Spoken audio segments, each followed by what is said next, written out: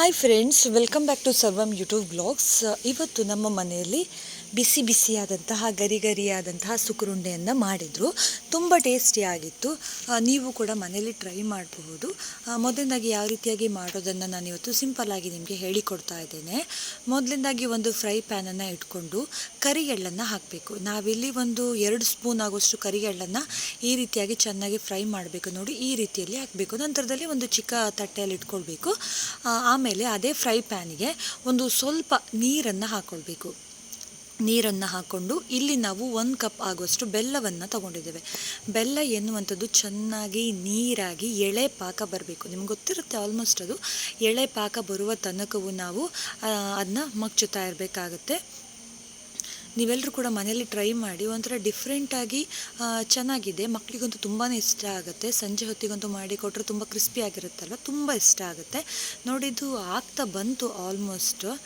ಹಾಗೆ ನನ್ನ ಚಾನಲ್ಗೆ ಯಾರೆಲ್ಲ ಸಬ್ಸ್ಕ್ರೈಬ್ ಮಾಡ್ಕೊಳ್ಳಿಲ್ಲ, ಬೇಗ ಬೇಗ ನನ್ನ ಚಾನಲನ್ನು ಸಬ್ಸ್ಕ್ರೈಬ್ ಮಾಡ್ಕೊಳ್ಳಿ. ನೋಡಿ, ಈ ರೀತಿಯಲ್ಲಿ ಕಾಣಿಸುತ್ತೆ.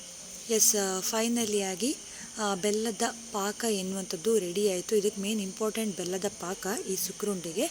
ನಂತರದಲ್ಲಿ ನಾವು ಆವಾಗಲೇ ಫ್ರೈ ಮಾಡಿ ಇಟ್ಕೊಂಡಿರುವಂತಹ ಕರಿ ಎಳ್ಳನ್ನು ಈ ರೀತಿಯಾಗಿ ಹೆಚ್ಚಿಡಬೇಕು. ಯಾಕಂತಂದರೆ ಅದ್ರ ಮೇಲಿರುವಂತಹ ಒಂದು ಸಿಪ್ಪೆ ಇದೆಯಲ್ವ, ಅದು ಹೋಗಬೇಕು. ಇಲ್ಲಂತಂದರೆ ಅದರಿಂದ ಕಹಿ ಅಂಶ ಬಿಡುತ್ತೆ. ಹಾಗಾಗಿ ನಂತರದಲ್ಲಿ ನಾವು ಆ ಬೆಲ್ಲ ಪಾಕಕ್ಕೆ 1 ಕಪ್ನಷ್ಟು ಕಾಯಿ ತುರಿಯನ್ನು ಇದಕ್ಕೆ ಹಾಕ್ತಾ ಇದ್ದೇವೆ.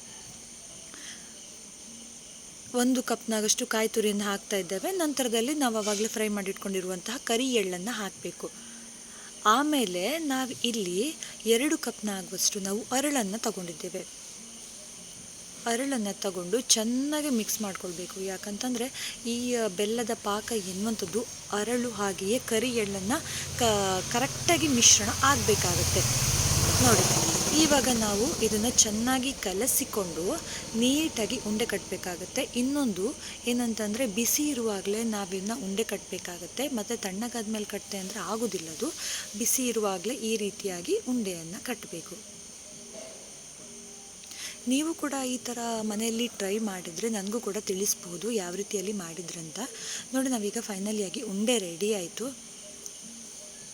ಇವಾಗ ಒಂದು ಮಿಕ್ಸಿಂಗ್ ಬೌಲನ್ನು ತಗೊಂಡು ನಾವಿದಕ್ಕೆ ರುಚಿಗೆ ತಕ್ಕಷ್ಟು ಉಪ್ಪನ್ನು ಹಾಕ್ಕೊಳ್ತಾ ಇದ್ದೇವೆ.